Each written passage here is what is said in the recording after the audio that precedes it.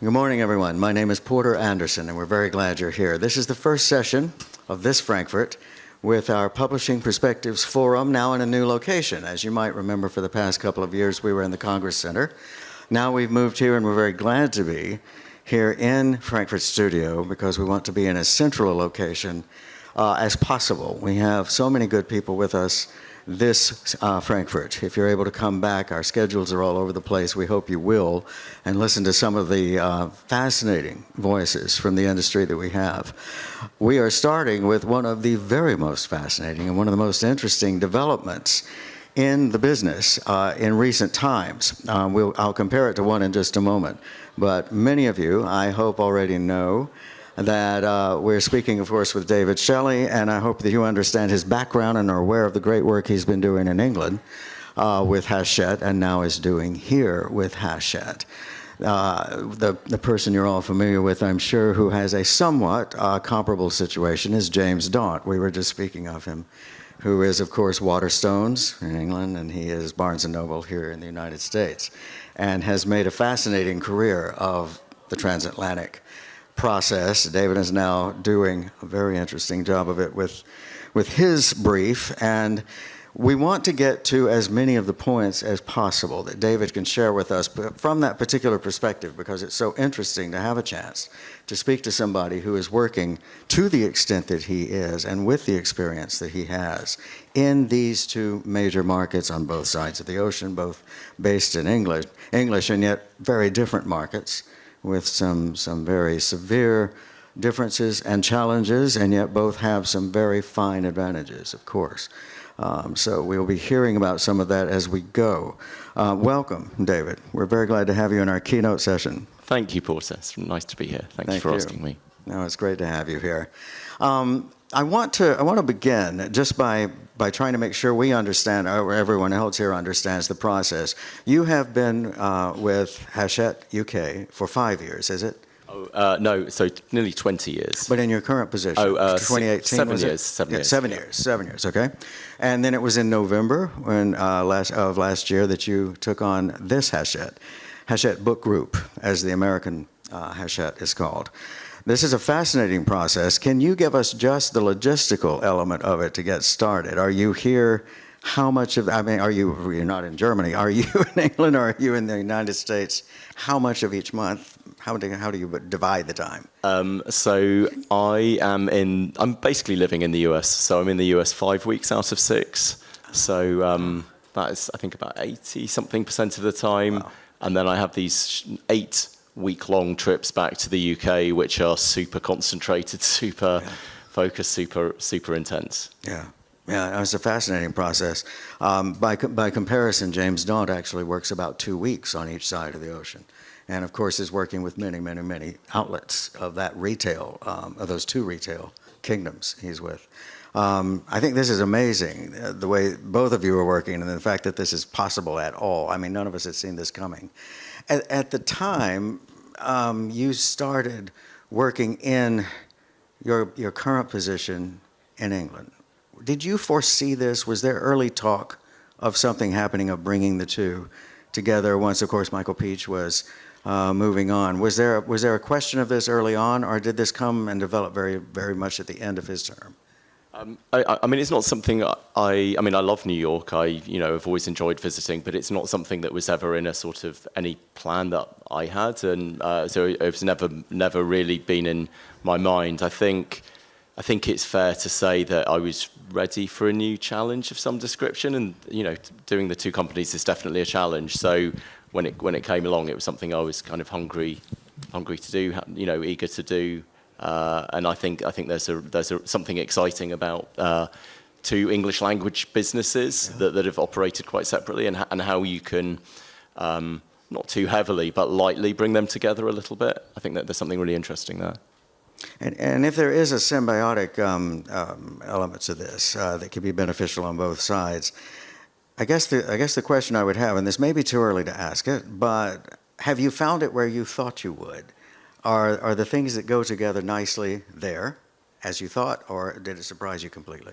I suppose, like most people, I suspected it would sort of come more from the publishing side, and obviously I come from an editorial background, so I could see ways in which if you get editors and publishers talking more, that there'll be more things that just organically come of that. So more, whether it's world English deals or just deals done on the same book, like, this book Rake and Arthur just bought in the US and Fede Adanino bought in the UK, sort of things like that, nice things like that. So I suspected that would be the case.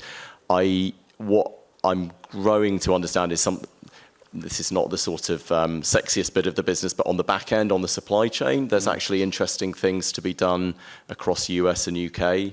So one of the things I've done is put Matt Wright, who runs distribution in the UK, across the US as well. And I think there's some really interesting things there in terms of best practice, lessons to be learned from each other, ways they can collaborate more. Like, we're already seeing the fruits of that. So in answer to your question, I suspected it would be around the publishing, but actually supply chain as well is something where I think we can really benefit. That's fascinating. And do you see openings coming up that you can tell us about? Do you see more developments in that side that you think are coming? But they're not here yet, right? I mean, there's nothing kind of groundbreaking, I would say, but it's just in terms of how we do a lot of shipping worldwide. Mm-hmm. We pack and pick, many millions of books across the two companies. I think we pack and pick about sort of 120 million books a year, something like that. So just how we do that more efficiently, how we reduce times to get to market. Again, it's not the sexiest area of the business, but if we can shave 24 hours off delivery time in the US, which is our aim, that will be kind of revolutionary for us, and really help get books to bookstores much quicker. So that's the kind of work that's going on, basically, to try and find those sorts of time efficiencies and cost efficiencies as well. Some synergy there. Yeah, it makes perfect sense. How do you find, and of course, I must say, when I first heard you speak, it was years ago at Future Book in London, and my great friend Philip Jones, who's with us, had put together a wonderful program, as he does every year, and you were on stage, and I remember feeling the warmth of the candor with which you spoke. And I think that in some ways I'm going to depend on that as we talk more and more, because I'm so interested and so pleased to be able to talk to somebody who's this new to such a rare role and such a unique stance that you have now, straddling the sea, as you were. And I think one of the things I'd like to ask you about, since you're talking of this kind of synergy that can be brought about certainly on the supply side, what happens with the staff? Do you find that this is a comfortable development for them for the most part, or do they have a difficulty at the beginning, at least, in trying to understand how do we have somebody else's boss, right? Yeah, to put it very crassly. So, I mean, one of the things I think that interests me most in my work is just the kind of social psychology and how you, and I guess, for want of a better word, kind of change management, like how you take people with you through some sort of business change. Right. What I would say, actually, I'm discovering all sorts of similarities and differences between US and UK. I've been very pleasantly surprised, I would say, by, I think it's a New York thing. I mean, New York is a unique city. By New Yorkers' adaptability and speed. I mean, I'm sure you can speak to all of these things, but, sort of, but you're right. Kind of, I think I'd prepared for a lot more slowness or resistance or whatever. And I'm not saying it's a completely easy journey or that everyone's always on board all the time or everyone understands. No, but at the same time, I've been massively pleasantly surprised by just New Yorkers' speed and adaptability for, those are the only words I can say. And just people kind of want to get on the bus, actually. Right. And that's been a brilliant surprise. So I think, there's been a lot that we've been doing. There's been a lot of change, but I think people are really receptive. And I would say that is a bit of a difference between US and UK. I think change management, just really broadly, I don't know what your experience is, it's probably easier in New York because people do move at such speed. It's a survival technique. One learns in New York to go with the flow. Yeah, and honestly, I can see that. That makes perfect sense. Is the London team as comfortable, Or do they want to know why the hell they don't have you there, like they want you? I mean, it's difficult for me to answer because I only know what people tell me. So, and I think, you always know in publishing, there's what people are saying to your face, there's what people are saying behind your back. You kind of have to be comfortable with that, to work in this business, because that's the business that we work in. Certainly to my face, the UK team, all seem to know where they're going, what they're doing. Obviously, I've promoted some people. Katie Esper now has responsibility for all the adult trade divisions in the UK. Right. Richard Kitson works across all the, a lot of the business across US and UK. So I feel like the business is in really good hands in the UK. I'd be lying if I said I didn't miss it, to an extent there. And when I go back, it's like visiting old friends. And these people are friends because you've worked with people for many years. And I think maybe naively, I hadn't really anticipated that. It's like leaving a group of friends behind. And then there's the kind of FOMO thing of, people will say like, oh, we've all been talking about this. And I'll be, why did no one talk to me about that? And it's like, well, we didn't need to. And it's like, yeah, okay. But I kind of there's that aspect of just fun things happening when you're not there. But then equally, I kind of remind myself, well, if people are having fun, if people are collaborating and they're doing productive stuff, then that's great. That's kind of what I want. Right. So, yeah, so far so good, I would say.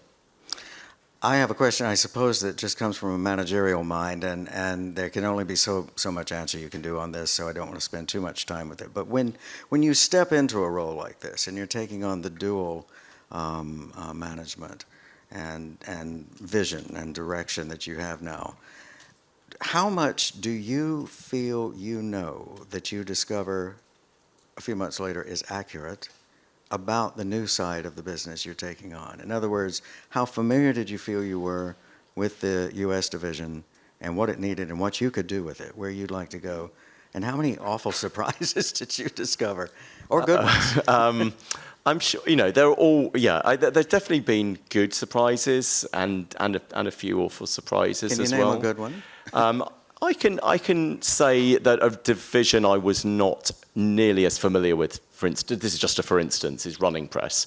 And Running Press, I don't know how many of you know them, run by absolutely brilliant Kristin Kaiser, run out of Philly. Right. So I didn't know Philly at all, and I knew Running Press barely. But one of the great surprises for me was they do these mini kits. So for anyone who's seen them, there are kind of spinners in a lot of bookstores and gift stores. And they're these kind of really fun, surreal little gifts, basically. Mm-hmm. So there's like alien goat abduction. So there's like a goat being abducted by aliens, like in a little mini kit. They're actually really, and the one people often know is the wacky inflatable tube guy, which is a wacky inflatable tube that kind of waves around. And my experience obviously is mainly with books. Right. And associated things. So these are quite far from books, but have been a brilliant surprise. They sell more and more every year. They're in massive growth mode. The thing that excites me most is sort of connecting with consumers, giving consumers what they want. And the amazing thing here is obviously we create them in-house. The team comes up with them in Philly. We export them all over the world. They're massive markets everywhere, basically, and more to come. So that's been an amazing surprise to find this incredible business that I knew about it a bit, but I really didn't know it well. So that's an example of a great surprise. Yeah, that's terrific. Now tell me the other kind. None of us will say a word. It's just between us. I think it's fair to say, and whoever comes after me will find this, that when a company has been going one way for a long time, right. That there are things that you don't know what you don't know, and you often will set things up, and then it's just that fresh pair of eyes thing. Yeah. And I think there's value for everyone in having a fresh pair of eyes. So I would say, Hachette Book Group is a great company, but I think I hopefully am some use as a fresh pair of eyes. Yeah, no, I'm sure you are. And I think that one of the nicest things I hear coming out of the company is that they like how accessible you are and how much they feel that you're part of the group, that you're right there with them. This is something I suppose you also do in England. Is this a replica of the relationship and the bearing you like to have with the group? I think people can only...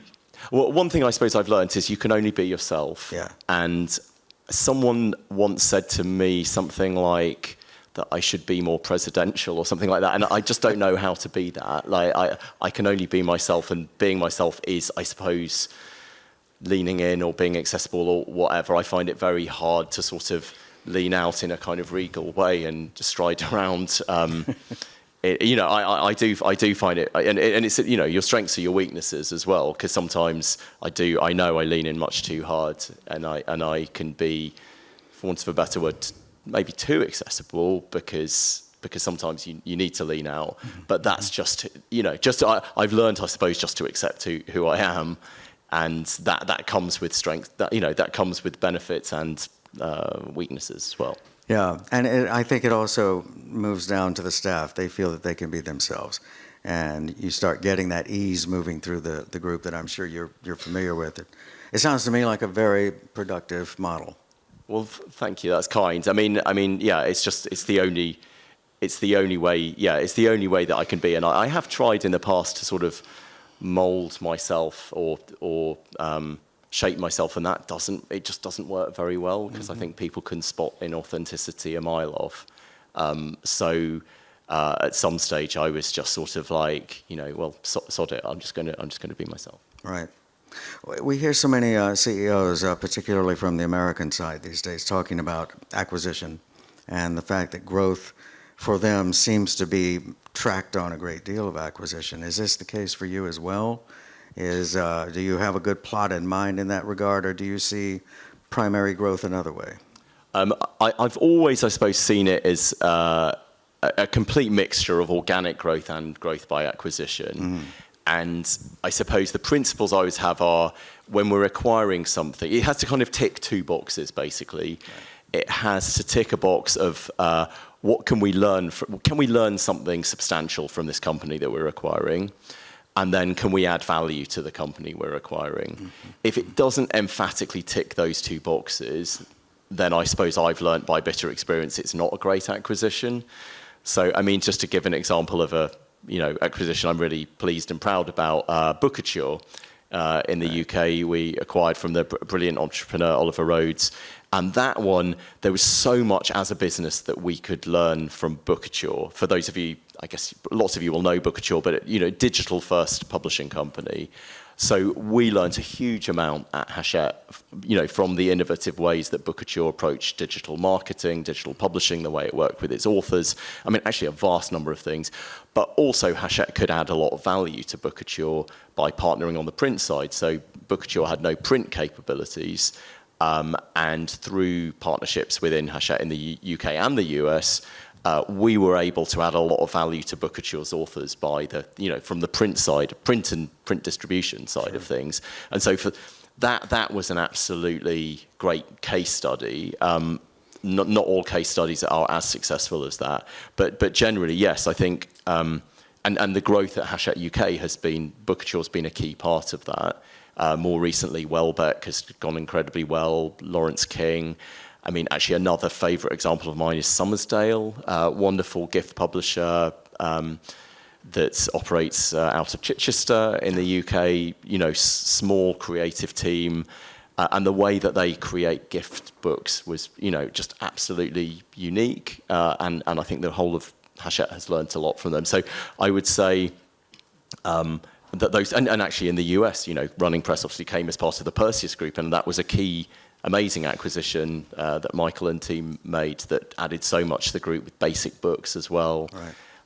So I think it's always those two things. It's also how can you acquire companies that add to the growth, but then also how can those acquisitions help the existing companies to learn and to grow.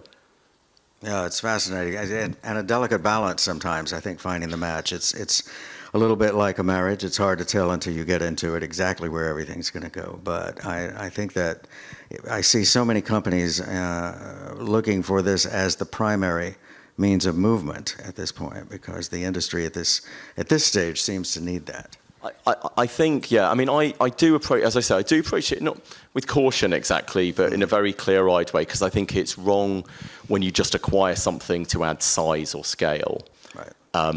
I think you have to have a solid plan of how you're going to grow those sales. Yeah. If you're just adding something on and you can't necessarily learn from it, and you can't necessarily add value, then you're just sort of bolting on turnover, and that doesn't feel as satisfying. Yeah. I think it's always much better and more satisfying if you feel that you can really, as a company, add to the value of that company. And to put it really simply, just find more consumers for what they're publishing. Right. That's satisfying, but it's not satisfying if you're just like, well, we want another $20 million, so there we go. Right. No, exactly. And how important these days, we're looking now, if we look more at the consumer side, and if we look at in fact, even just the visibility side and the reclam, how important is the big book at this time? There was a time when that was it. You had to have the big book. What does it stand for now? What does it mean? I mean, this has always been a hits business. I think, I've been in the business, 25 plus years. I think the hits are... What I might aim always is to have a business that isn't super reliant on hits. Right. I'm naturally, I think it was gauged a kind of 2 out of 10 risk profile person. So I'm instinctively a low risk person just in my personal life. Just generally, I'm a low risk person. I hate the idea of losing more than anything. So the idea always is to kind of structure a business where you're not reliant on hits, but the hits are the icing on the cake. Right. And I think that is, however you can achieve it, that's the Holy Grail in publishing. And I'm not saying we always achieve this, but to have a business where you're actually serving all the authors well, you're actually their success in all categories. I feel very passionately about the kind of specialist areas we publish in. So whether it's, I mentioned basic books in the US, it's kind of quasi-academic, really interesting, scholarly, serious nonfiction, or at JKP in the UK, which has the best list of autism and gender publishing in the world. Those lists are incredibly important to our business. But then when you have an author like Rebecca Yarros, as we do in the UK, or Frida McFadden, or Eruption, James Patterson and Michael Crichton, or those sorts of, or Abby Jimenez. I could go on. Those sorts of books are very, very important. So I think you always have to have an ecosystem where you've got a lot of really solid publishing for audiences you can identify, and you know how to reach those audiences. And then you have to have wildcards as well. Right. There was actually the late Nick Robinson. So we bought, you probably knew Nick, the wonderful man, very inspiring. So we bought Constable and Robinson from him. So I did that deal with him back in 2014. And was speaking to him before he passed. And he had this great expression about, so he was a big kind of hunting person, which maybe isn't totally fashionable these days. But he had this thing about that you need, I've never been hunting, so I don't know the truth of this, but he said, you need tame ducks and wild ducks. So you need a mixture. You need the sort of wild card. You need wild cards as well. You need some things that are certain, and you need some wild cards. So I think having an ecosystem where you have those wild cards, where you are placing some bets, where you are taking some risks, that's essential, because it is still a hits-driven business. Do you have a big book at the moment? I'd say actually, when I think about it more, I think it's a big author's business at the moment. So looking at, say, in the US, I mean, it's been a year of Ellen Hildebrand in the US, who's a superstar anyway, #1 bestseller, but just had this Netflix adaptation, The Perfect Couple, which is brilliant, and it's taken to a whole new level. But what we're seeing is not just that movie tie-in do well, but all of Ellen's list is doing extremely well. And it's been a year of Abby Jimenez as well in the US. In the UK, it's officially the year of David Nichols. And seeing great success there. So I think it's increasingly about authors. So not just one book, and I think it's about that readers increasingly want to read everything that author has written, Right. and as publishers, I think it's working harder not just to sell one thing, but just to tell readers about all the books in that author's backlist they may not have read. And to look at your position, where you're working both sides of the sea, and you're keeping both of these things going at full bore, what's the most difficult part of this transatlantic dance, if you will? Is it the time you have to spend on one side and the time you spend on the other, or is it something else? I think the difficult thing is actually, as I kind of talking about trying to lean out, Right. the difficult thing is, I came up the business really as an editor and a publisher. I have, as anyone who's seen me in a cover meeting or title meeting, I've got really strong views on what the right cover is for a book or a market. I've got very, very strong views on marketing. Right. Probably the hardest thing in a role like this is just always learning to step back and not interfere. This is for me personally. Everyone's got their own sort of weaknesses, but for me, it's about actually, okay, I have to trust all the people, people who report into me, and that actually not being involved in some of those interesting details it's probably been the hardest thing, and to just to be very big picture, and probably also to conserve my time. Mm-hmm. I would say I'm a very kind of curious person, so if something interests me, I can go down a rabbit hole of it, and I sometimes have to pull myself out and say, is that actually the right thing for the business, or am I just really fascinated by that subject? Yeah. And that is sometimes difficult. Just saying, actually, you know what? Like, I need to spend my time in a different way. Yeah. And then apart from all that, it's just the logistical aspect. Like, we've got like 11 locations in the US. Yeah. And I'm getting around them, but I feel bad that I haven't been to everywhere yet. Right. And so that thing of trying to be in all places at once is hard. It's a big system to try to get over. It's you're right. It's huge. And is that one of the hardest parts? I mean, I guess I'm looking for the part that you get up every single day and go, I still haven't fixed this. Is what is really sort of dogging you about this and trying to get your arms all the way around it? You're still new at this. I mean, we're not even a year in.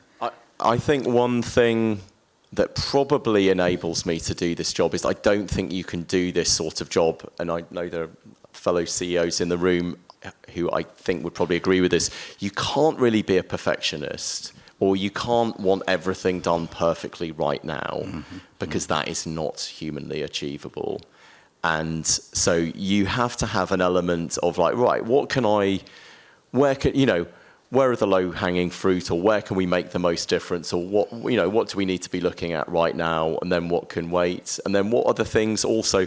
There's some things also I know that I have a tendency, for good and bad, to move fast, and so some things where it's like, well, actually, this is something where I shouldn't move fast, where actually I kind of watch and wait and see how that goes. But you can't get, to your point about getting your arms around it, you actually have to be at peace with not having your arms around it. I think the main thing is just being at peace with the people who report into me, right, and trusting them, and trusting that they've got their arms around their individual bits, and me not trying to have my arms around everything, because that is so daunting and so huge. Yeah, and well, this is the kind of candor I love from you, because that is absolutely the kind of thing that I can understand would be a terrific problem, because you want to just get in there and try for something and turn it and change it and make it go like this.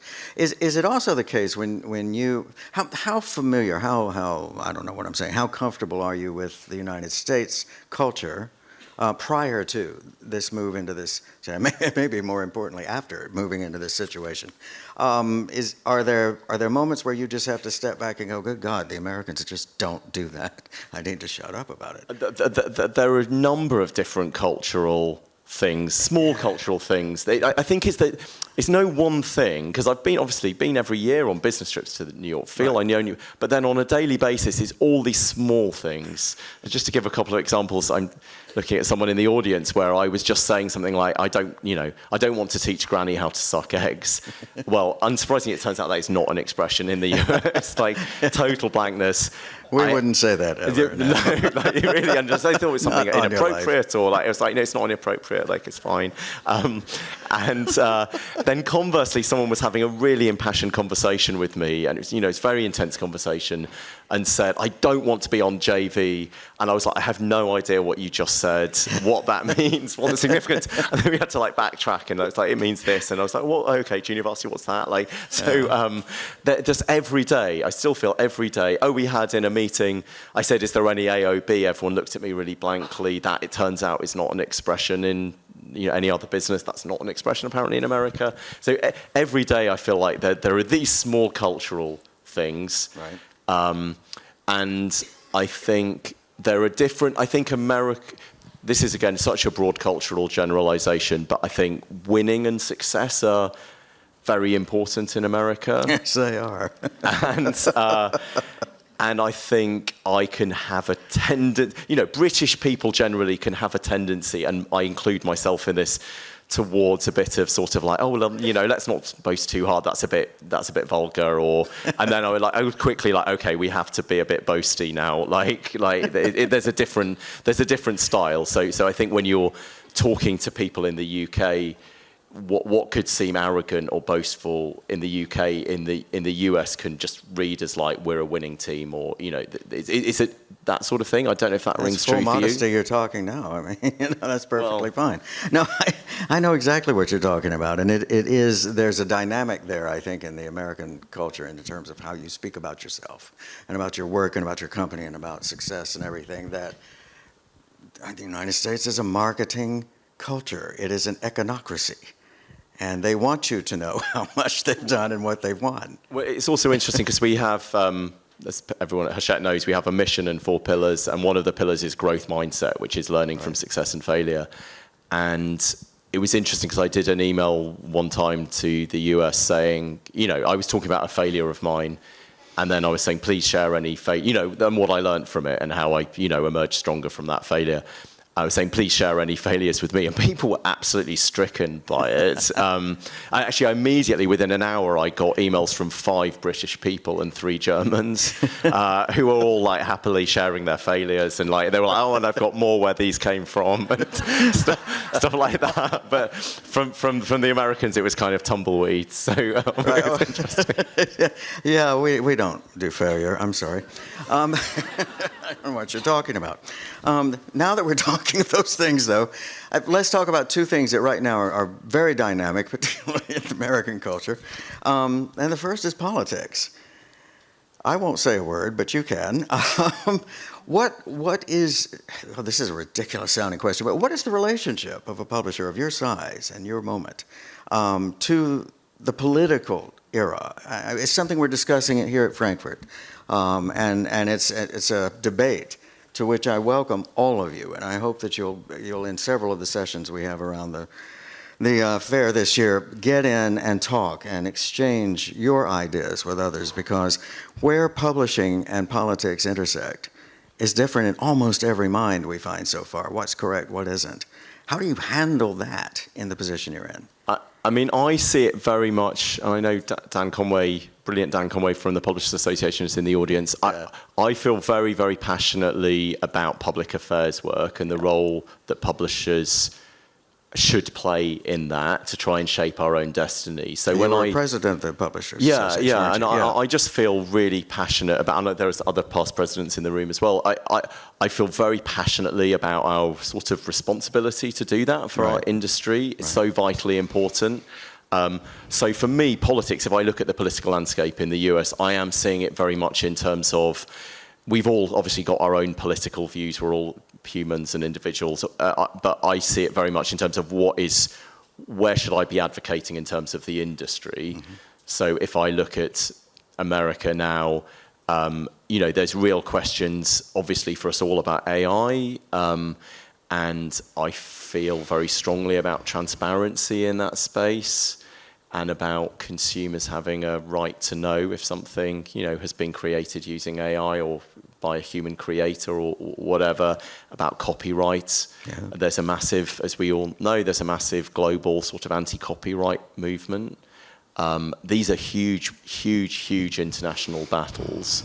And I think as a publisher, this is sort of where I feel, and obviously the Association of American Publishers, the Publishers Association, all of the publishers associations are lobbying and advocating on this. We are lobbying against kind of big tech lobbies. We're lobbying against incredibly well-funded lobbying groups.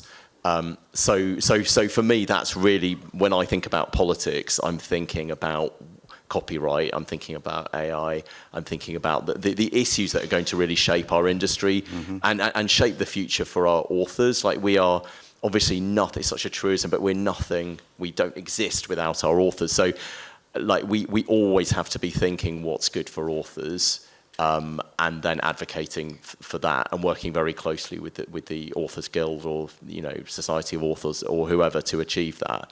So going forward, whatever the political landscape in the US is, we have to be pragmatic and engage with whatever administration there is, and then keep on the fight to preserve copyright and all the AI stuff.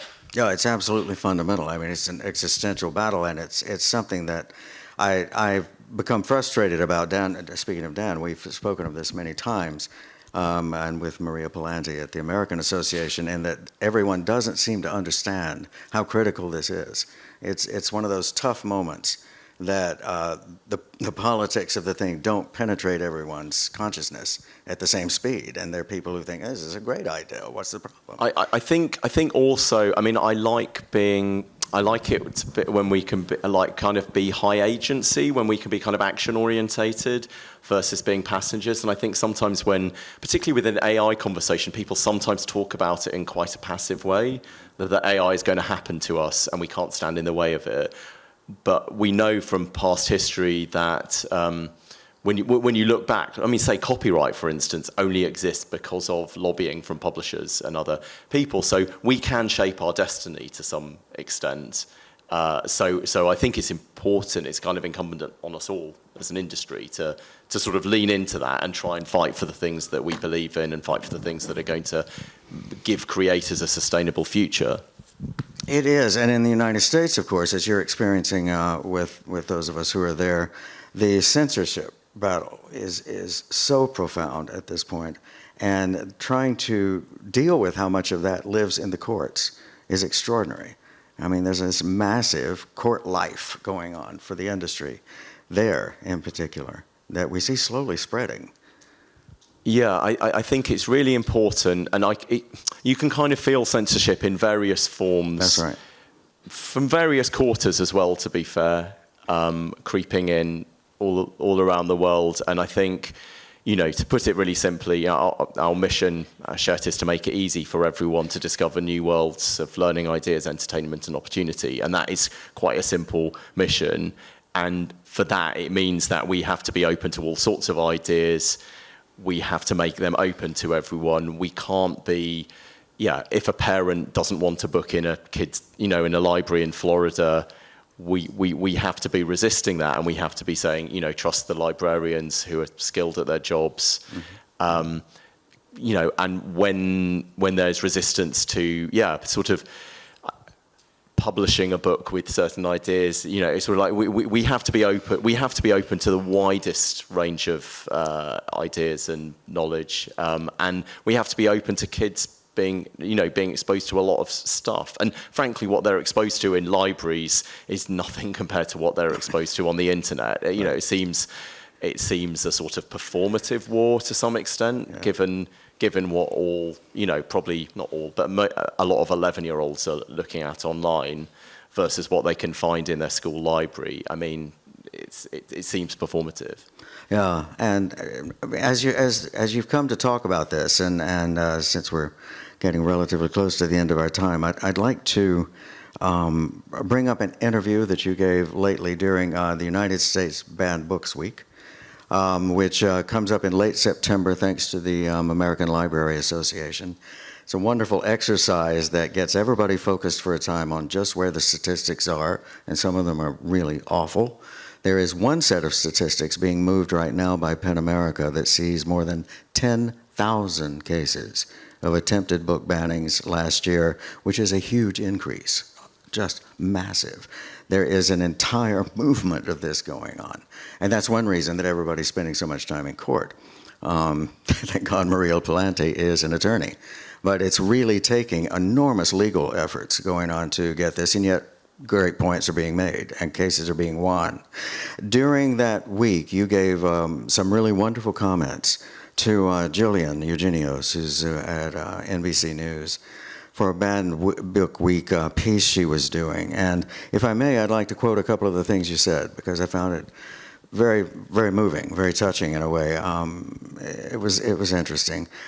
David, speaking to Jillian for the story, said in the 80s, his main sources of information came from teachers and libraries, and that he described himself as being depressed because he didn't see anyone else like him. And then one day at the library, he stumbled across Aidan Chambers' 1982 Dance on My Grave, which is about a couple of teenage boys in love. And that was a light bulb moment for me, David told Jillian, because finding that book in the library that somehow had escaped Margaret Thatcher's law, it was actually a real lifeline. Isn't that great? And he goes on to talk about in this piece, it's quite, I'll give you the date so you can find it, September 27, and this is NBC News, it's right there online. It's called, see if I've got the name of the thing, I'll find it for you, the article itself, it's quite nice. And what you went on to say that I thought was so powerful was that this was a moment at which you were able to understand, and now can understand even more deeply, where that chance to reach something through a book probably was, as I got what you were saying, the best vehicle to have done it. Because, of course, a book is private to you at the moment that you find it. And it may be opening up something that's very private in your life, and yet helping you to understand and get where you need to be.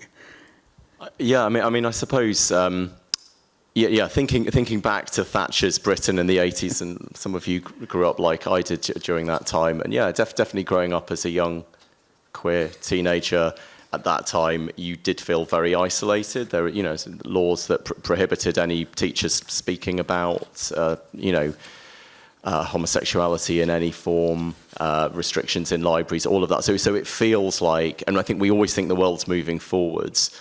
And it's a bit chill. I have to say, there's lots of wonderful things coming to America. One chilling thing is that coming over, and particularly that there's a lot of people know, I think it's about 50% of the books that are being banned are by LGBT plus authors and authors of color. Right. And that is really, really disturbing and just not nice actually to think of other teenagers, young people growing up and maybe not having access just to hear that there are people like them, that they're not alone. Mm-hmm. It's not nice, and also from a book publishing perspective, not nice that they might be okay, I'll go online. Books aren't for me. That's another thing. We want to cultivate a new generation of readers. So yeah, I think it sucks, and yeah, it feels very personal. And I appreciate your candor on that, as on so many things. I think the fact that you are operating as who you are with that level of understanding that it gives you, that empathy for this potential power for that reader, and for so many readers who are working in many levels, not just in the sexuality realm, but in so many levels that books and literature are able to inform them and move them down the road. I think this is very powerful work, and I'll try to drop another few papers for you. And I think that brings me to probably what I'd like to ask last. When you look at where you think you can go with Hachette, now this is a little cruel because you are still within your first year in the dual role, but you are very well versed, of course, in Hachette UK. You've been there for so many years in so many roles before you went into the CEO slot. As you look at the group of the major publishers that are standing with us now and your company's place in them, Where do you see your ability to take this? Where would you like to take Hachette, plural, Hachettes, your two Hachettes? I always think, so there's a lot of focus in the industry on, what's your market share, kind of where do you rank, all of that sort of thing, which is, sort of healthy. I do like to, where possible, as I say, kind of focus on the consumer, focus on like how do we sell as many books and other products to as many people as possible. I think if you divert that focus, you're like, and how do we, overtake X publisher, or how do we grow, whatever, then I think you lose focus. So, to put it broadly, my main aim is really just for us to be selling more stuff to more people. As I say, I talked about running press, I see book adjunct areas as very much an area for growth. We bought another great acquisition in the UK is Paper Blanks, the world's second largest luxury stationery company after Moleskine. Amazing, like we're selling more and more of those worldwide. Lawrence King, one of our best-selling products at holiday season in the UK are jigsaws now, selling huge numbers of. So that excites me. Like, how do we sell more stuff to more people? And I think broadly, the plan is really, it's still a talent business. So attracting the best talent to Hachette, obviously, things. I hired Sally Kim for Little Brown, brought Reagan Arthur back. Sally's hired some amazing people. There's some amazing moves being made across the group in terms of talent. I think if you have the best talent, then that attracts the best author talent. And attracting the best author talent means you sell more stuff. So that is, and I always feel, and this sounds maybe a bit woolly, but I always feel like if you do the right things and you focus on that sort of big picture, then the money follows, right, or the market share follows, or the good things follow that, rather than starting with like, we need the profit to be X or the market share to be Y or whatever. Just starting on the basis of this is a talent business, we need to have the right culture, the right talent, be pointing in the right direction, and then good things follow from that. Yeah. If that makes sense? Yeah, it does, and it actually leads me, I'll give you one more question, because that puts me right where something I'd like to ask you is, when you look at the new division you've inherited and the one you've worked with so long in England, how do you feel diversity is being handled right now? Are you comfortable with where the company is in its efforts, or are there some big holes that you're needing to work on? So, I think it's a mixture of the two. I think when we look at the data, I'm very guided, by the way, by Carrie Bloxon, who's was the head of DEI in Hachette US, right, and is just phenomenal. The best in the business, and I promoted her to head of culture and DI globally. She's just amazing. I'm very guided by her. When she was showing me the stats from the US, or when I looked from the UK, we were going through them, you can see there's been notable change in the last 5 to 10 years. However, it's not as much, we're not, our aim is to basically be representative at all levels of seniority in the office, as the readers, in the world. And we're a global company. So many of our books are exported. So we need to be, in order to sell again, going back to consumers, in order to sell as much stuff as possible, we need to really represent the world we live in, to understand it, to be able to reach it, etc. When we look, if I look just at sort of intake levels, that is looking a lot better. Looking at mid-levels, it's a lot better. And at board level, it's getting better, but still, I'd say in our company, in the industry, there is a lot more work to do, particularly at senior level. There will be in these halls a lot of middle-aged white men speaking to each other in these sessions, and that is uncomfortable because that doesn't represent all the, it's not representative of the readers we're serving. There is a definite imbalance depending on different levels of the company. So broadly, my answer is we've got a lot further to go. I think for the people who are doing the work, and I am speaking for Carrie, I'm speaking, I think, for the people in our ERGs in the US and networks in the UK, I think it's important to acknowledge that progress has been made, that the efforts that they've done haven't been in vain, that things are happening. At the same time, there's a lot further we have to go, and I do feel very strongly about it. I really want, as there's a lot of threat to that in the US. A lot of companies are sort of pulling back from it.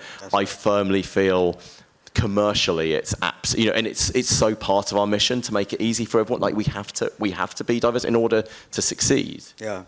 Yeah, one of the things we're noticing in the States, in that pullback that you're talking about too, and some resistance, there are jokes now about DEI, which is very difficult to deal with, and ridiculous. But one of the things we are seeing is that in many cases, this, and you'll see this reflected in our political life, this idea of the male audience being left behind in some ways from cultural movements like literature, in the glory of watching women make progress, right? I mean, there's almost a diversity going on there that I think is quite unintentional. And there a new institute created by a member of the Brookings team called the Institute for Boys and Men has started working with some really wonderful funding to try to start working on that. But I wonder if in publishing, that's not something we need to look at too. It's a very active conversation. I mean, I think broadly as an industry, we need fewer senior men and more very junior men. Yeah. We're finding it hard. Our HR departments on both sides of the Atlantic are reporting that the intake is harder, and the intake is 85% female, That's maybe right. nudging up to 90%. Yeah. So again, if we're speaking for all people, I think making sure that books and reading are attractive for everyone, and I think men are going towards, looking at research, going more towards gaming, more towards other less of entertainment, and we're leaving a section of potential audience behind. So I think it's really important that with books we're looking at what speaks to all sorts of different people. And even economically, we're leaving male money on the table, if you will, which is not maybe the smartest idea business-wise. I know that we're at the end of our time here, and I want to thank you, David. I think it's just been marvelous talking with you. These insights are terrific. They help us understand what you're trying to do and where you're going with it. And it's great to get to watch you now do this and to see how it develops, because I think it's very exciting. So thank you for being with us. It's great to have had you. Thank you, Porter. Thank you. Thank you, everyone.